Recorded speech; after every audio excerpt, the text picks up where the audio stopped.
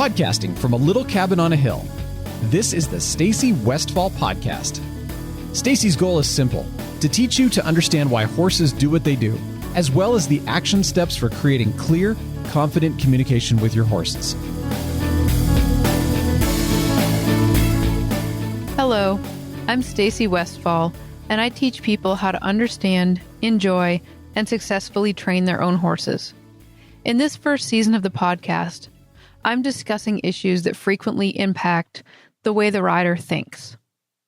In today's episode, I'm discussing the idea that riders do not follow the same path when learning that the horse does, and why it's important for riders to understand this. So here's the way that I look at it. When I look at the path that a horse follows when I'm training it, it's pretty straightforward.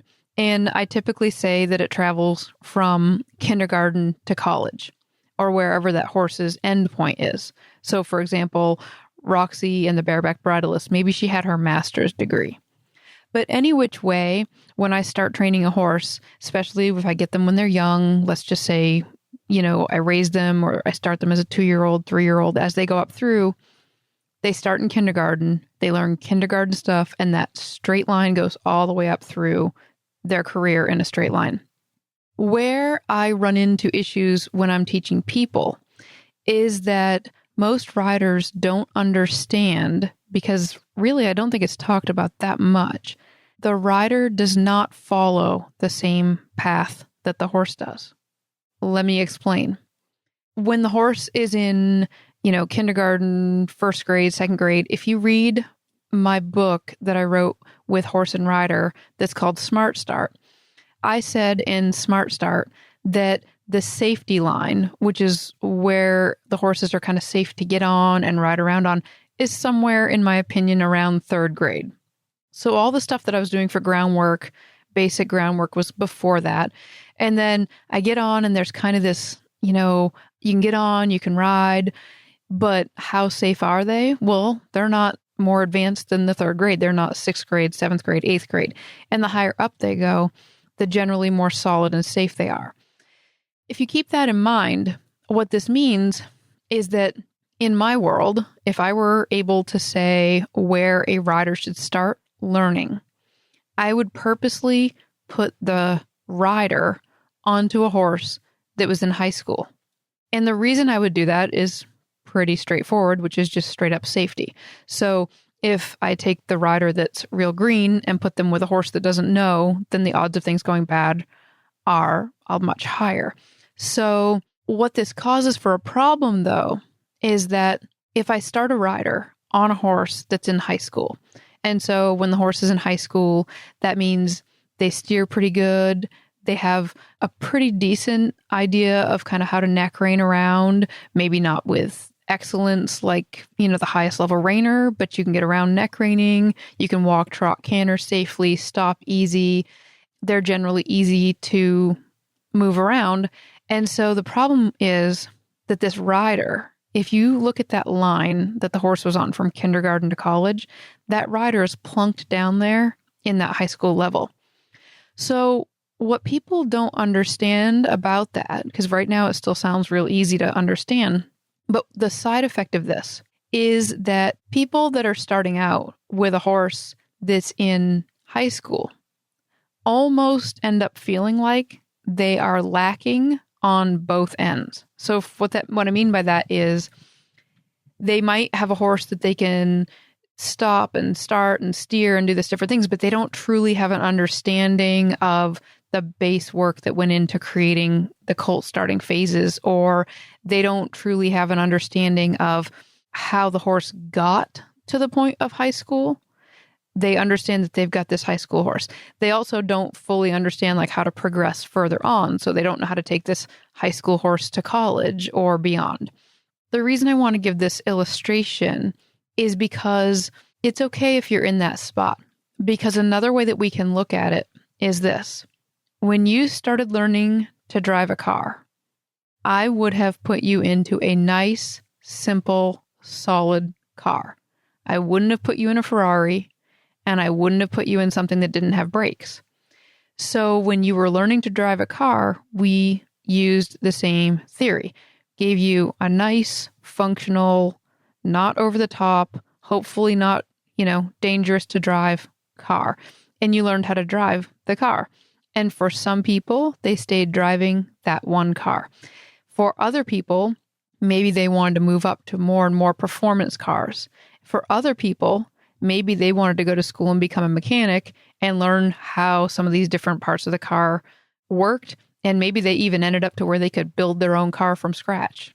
And so the important thing to recognize is that they still started in the middle. And with the car analogy, there's not a lot of frustration whether you go up or down. Obviously, the relationship between a horse is much more dynamic than the relationship between the car. Maybe I should speak for myself. My relationship with my horse is much more dynamic than my relationship with my car. So now that we've kind of got this general understanding, I'm going to read several things that have come into me through email and comments left on the blog. And they're just some things that I pulled out to illustrate this. So this person says, a frustration is not knowing what to do next. Another person says, a frustration is knowing when enough repetition is enough. Another frustration from another person, when to back off and when to push through and ask for more. And my final one, not knowing when to push an exercise to the next level. I tend to get good at a simple lead change and keep doing it instead of graduating to a real flying change, for example. Or I get good at turning on the hindquarters, but don't progress to a spin. And then she confesses, okay, that's a frustration with myself, not my horse, but either way, I'm stuck, LOL. I think if you listen to what was going on in all of these things, is that if you keep this in mind, that they're in the middle, not knowing what to do next makes sense. Not knowing when enough repetition is enough, that makes sense because, they didn't build the horse up to the point where they're at. If they had built from scratch, because maybe this is the 20th horse they've owned, they actually would know a lot more about what amount of repetition is enough because that's something you gain from experience. When to back off and when to push through. Again, this is classic of somebody starting in the middle, not really understanding, how come the car doesn't run? What's that squeaky noise? What's going on there? And so if you just can accept that there is this middle, and that's where most people start, I hope a lot of people start there, then what you can do is you can actually kind of let yourself off the hook so you don't have to feel so frustrated, because there's a difference between feeling frustrated and understanding that you're in a certain stage. Let me talk about this in a slightly different angle just to make sure that everybody listening kind of understands what I'm saying. In another way, you could compare this to a teacher in a classroom. So if it is a new teacher's first year in the classroom, they've been to school, they've studied this progression that the students would make, because they kind of already have an idea of what this path is that the students are on. But they still are going to go in there and feel a little bit lost at times. They're still going to have to try to answer all the same questions, not knowing what to do next, knowing when enough repetition is enough, knowing when to back off or when to push through. And all of these things are actually things that we deal with in our human relationships, or in this example of a teacher in a classroom. And again, something that's going to come up is when you find yourself in that situation, you need to find more experienced people to mentor you. Because a lot of the times, that's all I'm saying over and over again, is knowing when to push through or ask for more, or knowing when enough is enough, is something that comes from experience. And the fastest way to get that experience without having to live through all of it personally yourself is to go find somebody to study with. Again, just remember that having any of these doubts or questions, don't let yourself use words like stupid or any other judgmental things. When you recognize you're in a certain stage of training, that's all you need to do is recognize it. And I'll bet most of you out there, if you looked at a horse in training, you watched a horse that was doing something and the horse was having problems, most of the time, you wouldn't judge the horse. You'd just like, oh, well, that one needs a little more training. Or, oh, that one doesn't understand that lesson.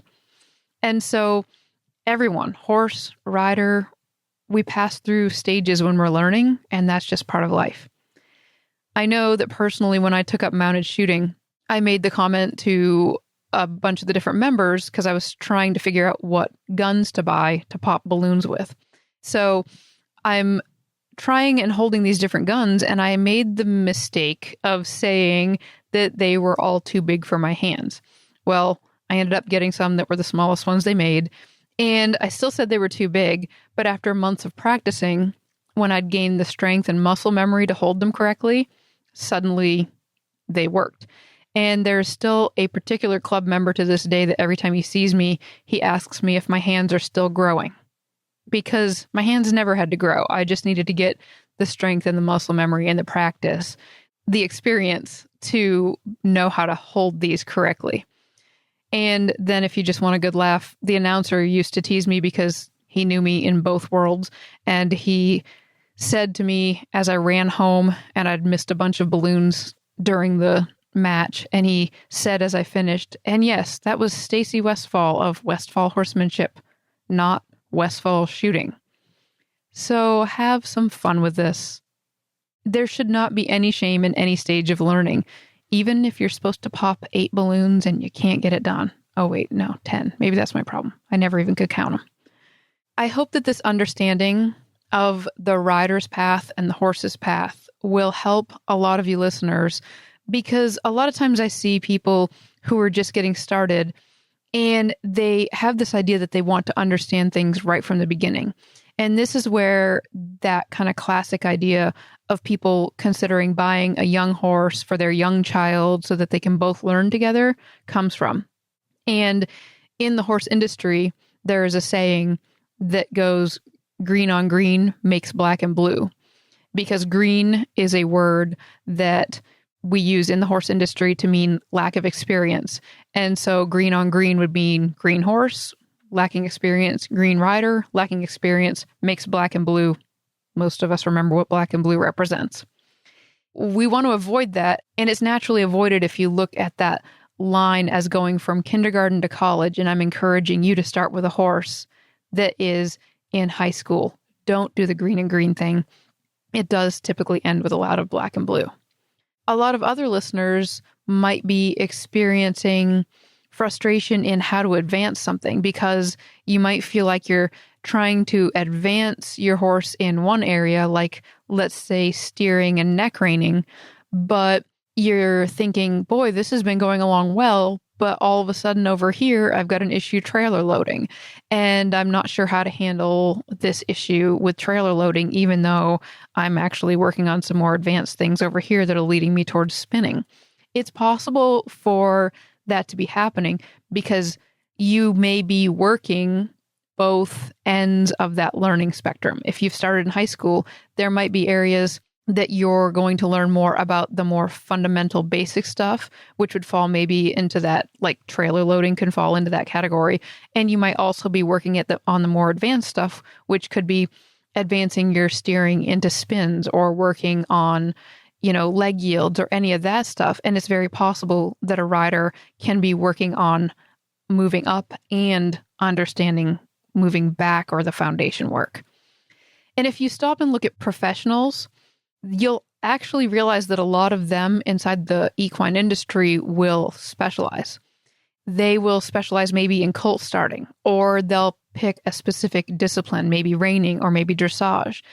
And then even if you look at somebody who picks a specific discipline like dressage, a lot of times you'll find that inside of that discipline, you'll have riders that focus on different stages inside of that discipline. So it's kind of fascinating if you think about it, that a lot of the pros are really going heavy into the detail of their specialty. And yet, if we look at a lot of our non-professional amateur riders that own horses and maybe show just a little bit or trail ride mostly, a lot of times they are accidentally saddling themselves with wanting to understand the whole spectrum. And hey, I totally encourage that, because that's personally what I feel led to do, is understand the full spectrum. But it is a big, big piece of pie to eat. And I just want you to understand where you're at and that it's all good as long as you're not criticizing yourself while you're learning it. When you have time, please share with me how this episode impacted your thinking. And you can do that by visiting stacywestfall.com and leave your comment in the show notes for this episode. Thanks for listening.